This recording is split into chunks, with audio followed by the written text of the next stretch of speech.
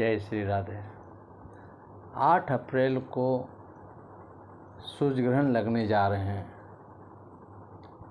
दिखाई तो नहीं पड़ेंगे भारत में, पर इसका इम्पैक्ट पूरी तरह मानव जीवन पर पड़ेगा।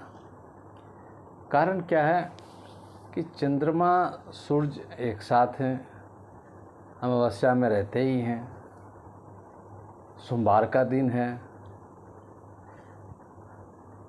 साथ में शुक्र भी हैं राहु के साथ में, पीछे से शनि महाराज जी भी हैं।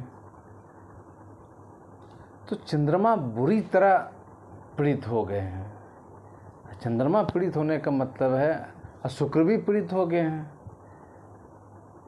तो ये दोनों भावुक ग्रह हैं। तो ऐसे लोग बड़ा ग्रहण काल के पहले, फिर ग्रहण काल के कुछ महीनों तक काफ़ी परेशान रहेंगे। खासकर जो एग्ज़ाम देने वाले बच्चे सब हैं वो ज़्यादा डिस्टर्ब रहेंगे। इसलिए ऐसे लोगों को, बच्चे को गार्जियन कुछ ज़्यादा केयरफुल बने हुए रहें, कुछ ज़्यादा प्रोत्साहन देते रहें, बहुत ज़्यादा प्रेशर में नहीं रखें। और दूसरी तरफ जो देश में चुनाव हो रहे हैं, तो जो भावुक लोग हैं, जो चुनाव में अगर उतरे हैं, जिनको टिकट मिला है, मुझे समझ में आता है वो बहुत बुरी तरह परेशान रहेंगे और जरा सा जीतना भी बड़ा मुश्किल वाला बात होगा। जो प्रैक्टिकल एस्पेक्ट से, प्राय नेता लोग प्रैक्टिकल ही होते हैं, भावुक जल्दी नहीं मिलते हैं, पर उसमें भी जो हैं वो अपने भी डिस्टर्ब रहेंगे और जीतने की संभावना जरा सा कम हो जाएंगे। दूसरी ओर वैसे लोग जो रिलेशनशिप में हैं, वे लोग भी सावधानी रखें। खासकर पूरा कम से कम जून तक उसका इफ़ेक्ट रहेगा। इसलिए कौन कहाँ पर किसके साथ बात कर रहा है, कौन किससे दूर हो रहा है, इसको ज़रा सा बहुत सीरियस लेने की ज़रूरत नहीं है। ये कहीं न कहीं प्लेनेटरी पोजीशन के कारण सब अंडर वेव चल रहे हैं और कुछ न कुछ गलतियां कर रहे हैं। इसलिए रिलेशनशिप में पेशेंस और ऑब्जर्वेशन मोड में रहें आप।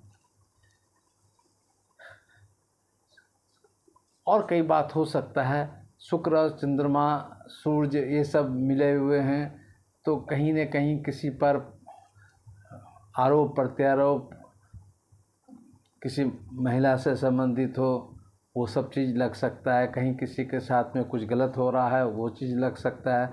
कोई ऑफिस से रिलेटेड प्रॉब्लम है, वो कुछ उलझ सकते हैं। तो यहाँ पर कहीं न कहीं मानसिक रूप से या सामाजिक रूप से भी परेशान होने की बात है। इसलिए यहाँ पर पहले से चल रहे हैं तो ठीक है, मगर बट ये पर्टिकुलर टाइम में कुछ वैसा काम मत कीजिए, कुछ लेन देन मत कीजिए, नहीं तो कहीं न कहीं आप जांच अधिकारी केस मुकदमा में उलझ सकते हैं। खासकर जो अगर मीन है, कुंभ है, तो स्पेशली केयर रखने की ज़रूरत है। इसलिए कि मीन में ही ग्रहण लगने जा रहा है, तो उसका इफ़ेक्ट मीन पर भी है, कुछ मेष पर भी है। मेष में चूँकि बृहस्पति महाराज जी हैं तो वो कुछ सेफ रखे हुए हैं, बट कुंभ में शनि और मंगल हैं, ये आपको सेफ नहीं रखने के लिए दे रहा। इस ग्रहण काल के प्रभाव को कैसे कम कर सकते हैं? कई तरह से कर सकते हैं।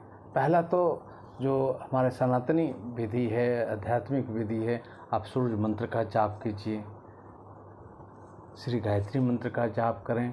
और गायत्री मंत्र का जाप करें तो पूरी तरह आंख बंद करके जाप करें। 5 मिनट कीजिए, 10 मिनट कीजिए, ताकि आपका अंदर का जो सोल है ना, वो आप निगेटिव ऊर्जा से, राहु से लड़ने में कामयाब हो सकें। साथ साथ एक काम और काम कीजिए, आप पिता का सेवा कीजिए।